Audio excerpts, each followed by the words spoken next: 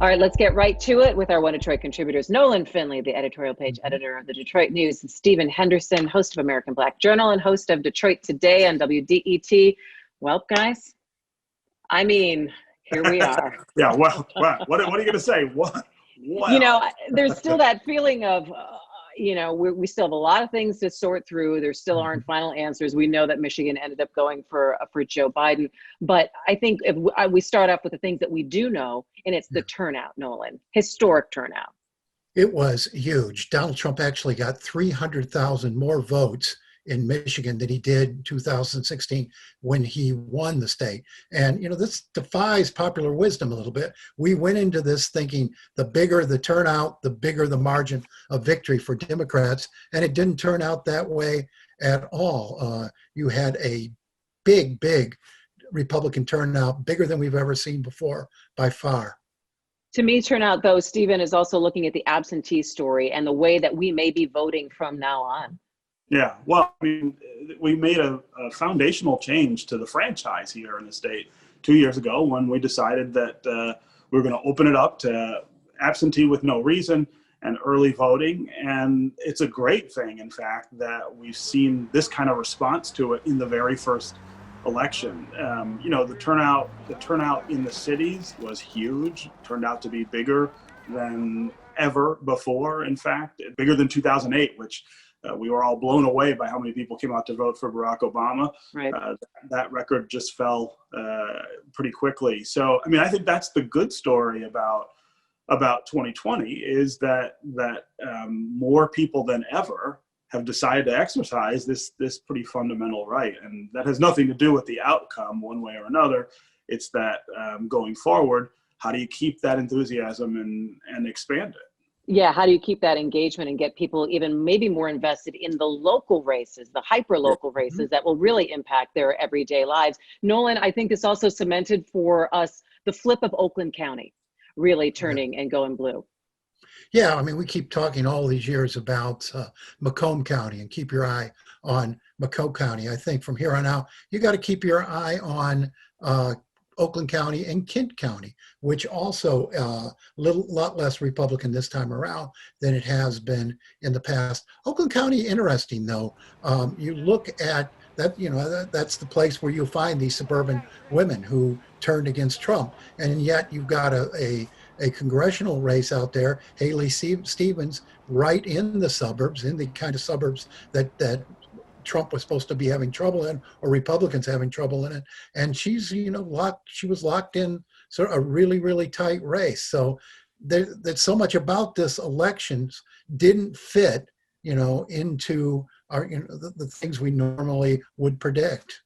And Stephen, we still look and we see that the state house is still a Republican majority, which is, again, interesting looking at where the votes are around the board here. Yeah, I mean, there were some interesting changes in some seats in the House, but I always come back to the fact that our legislative districts are badly representative of the population here.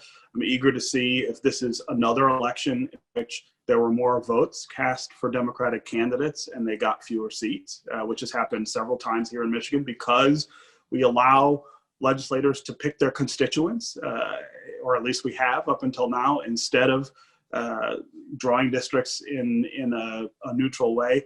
I would predict that it will be much harder to see this kind of dominance by especially the Republican Party, because it has fewer voters than the Democrats, once the map looks like it's neutral, once the map is not drawn with party at the center of the endeavor. And that's just in 2 years. The next time we vote for State House and for Senate, we'll do it differently.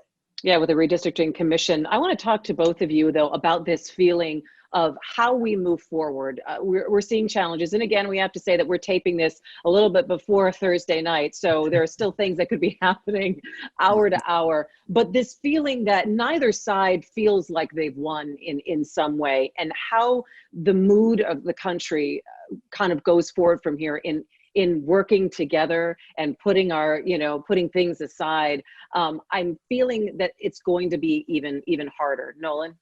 Oh, maybe not. I mean, I think maybe the shared disappointment is what brings us together. I mean, for somebody like me who supported neither Biden nor Trump, I take a look at a scenario in which, and we don't know this yet, but in which Joe Biden is president and the Republicans continue to hold the majority in the Senate. And I see then the inability to make big, drastic changes, one party changes. And I think that works toward healing the country. And I have some confidence that Joe Biden, as a longtime senator, and Mitch McConnell, who worked with him, will have some sort of good working relationship. I'm pretty encouraged about that.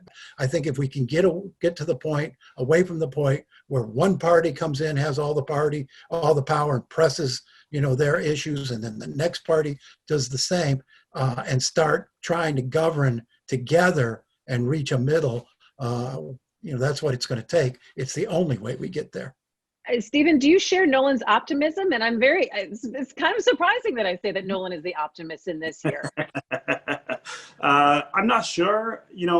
We have a Senate and a Senate majority leader who declared as soon as he got control when Barack Obama was president that his goal was to make sure that the president didn't get anything done, A, and B, didn't get reelected. It's going to take a really different attitude from Mitch McConnell for what Nolan's talking about, which is what we should all want to be possible. Democrats aren't the obstructionists in Washington right now. We haven't had any power. What we need is for Republicans to say, we're not just going to say no. We're not going to block all of your judicial nominees, for instance, the way they did 80 nominees for Barack Obama.